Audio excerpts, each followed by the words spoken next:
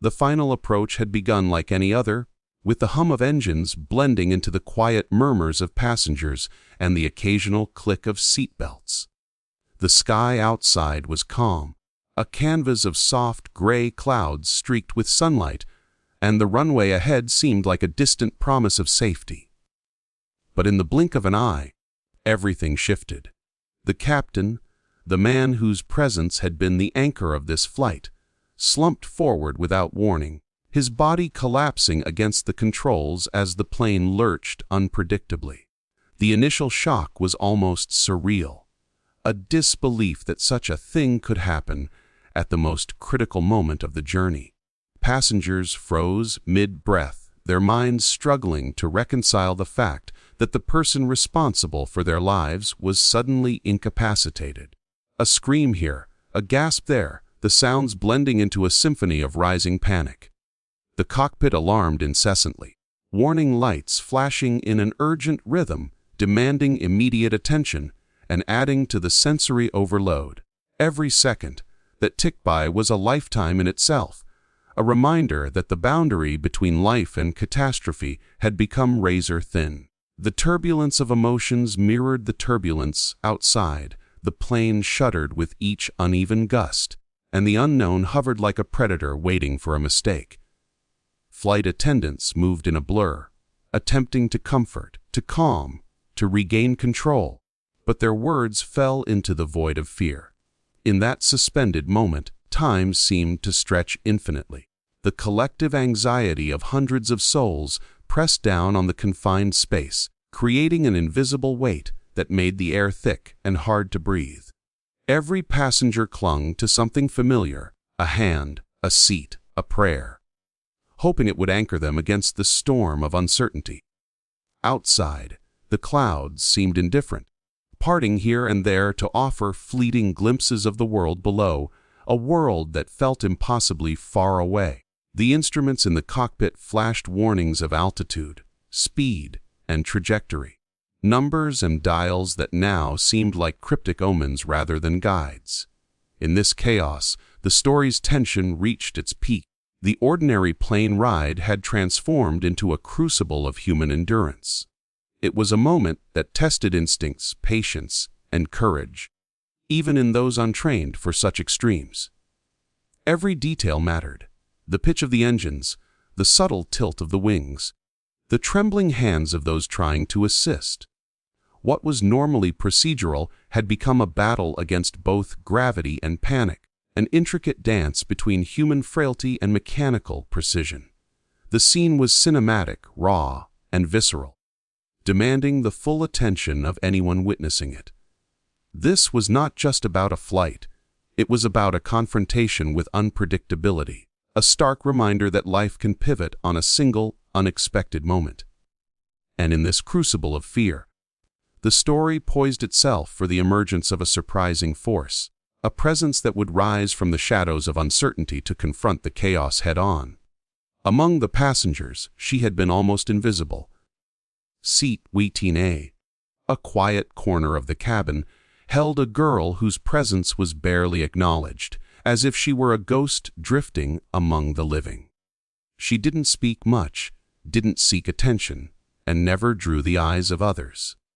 To those around her, she was just another traveler, quietly observing the world behind a calm, impassive mask. Her silence was mistaken for shyness, for timidity, for a lack of significance in a moment when everyone's focus was on mundane details of their journey. Yet there was something about her stillness that was oddly compelling, even if unnoticed.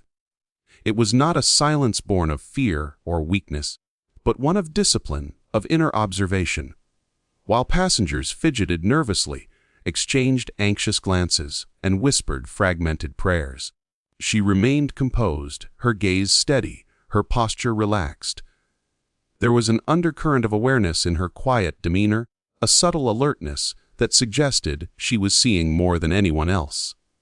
As the crisis unfolded and the captain collapsed, the panic around her was deafening, a storm of uncontrolled reactions that threatened to overwhelm the confined cabin.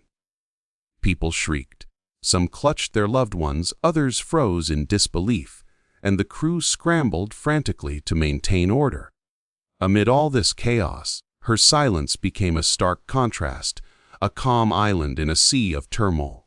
Slowly, the focus of the story shifts to her, revealing that her quiet exterior conceals extraordinary competence. Perhaps it is training, perhaps life experience, perhaps a natural gift, but what others had ignored suddenly becomes the key to survival.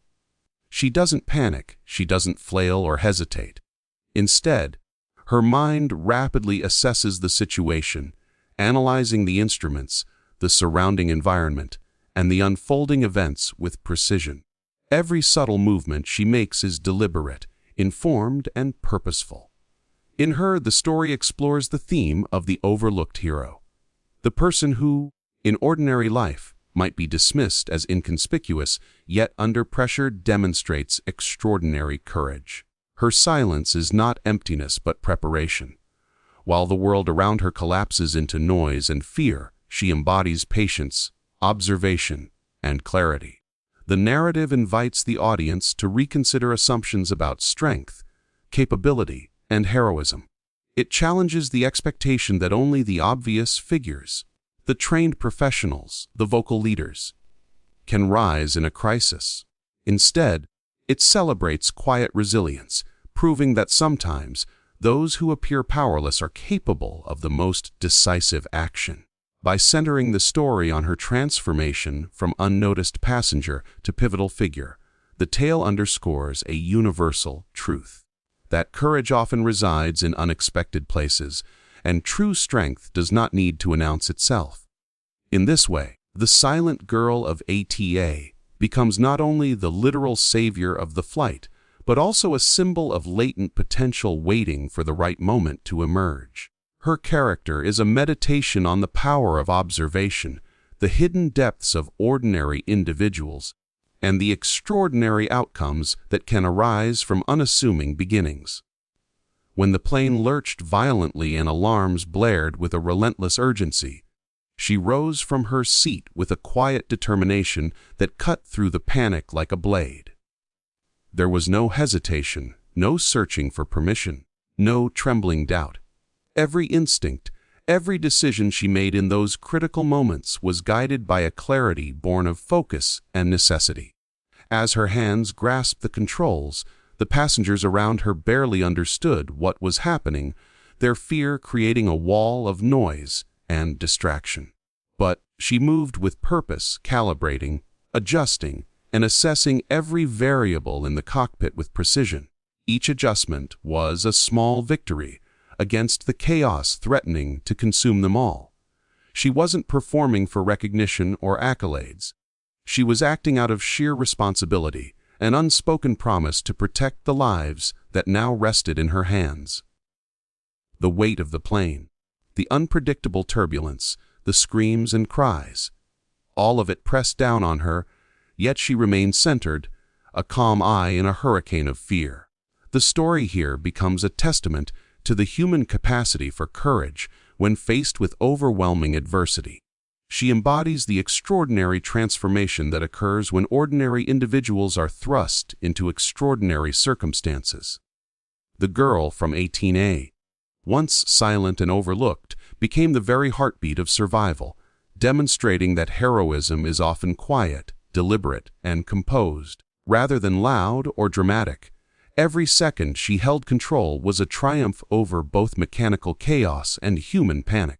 Her actions required not just skill but immense mental fortitude. She had to balance her own fear with the need to instill a measure of calm and order around her. In the midst of the struggle, the cockpit became more than just a control room. It became a stage for redemption, not just for her, but symbolically for every passenger who had placed their trust in the hands of fate. As the plane descended, every adjustment she made was a negotiation with gravity, with physics, with life itself. The runway below, once a distant line, became a beacon of hope and a measure of her success. With each precise movement, she translated her focus into survival, turning panic into possibility. When the wheels finally touched the tarmac, the plane stabilized, and the immediate threat dissolved into a tense relief. The transformation was complete. She was no longer the silent girl in ATA. She was a symbol of courage, resilience, and the unexpected potential within us all to rise above fear. Her actions were not just about landing a plane.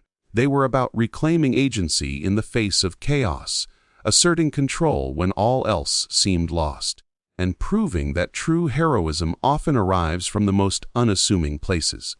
The passengers, though still shaken, became witnesses to the power of quiet determination, learning that in moments of crisis, the difference between despair and survival can rest on the unwavering courage of a single individual. In her, the story captures a timeless truth that redemption, courage, and leadership often manifest in ways that are subtle yet profoundly transformative.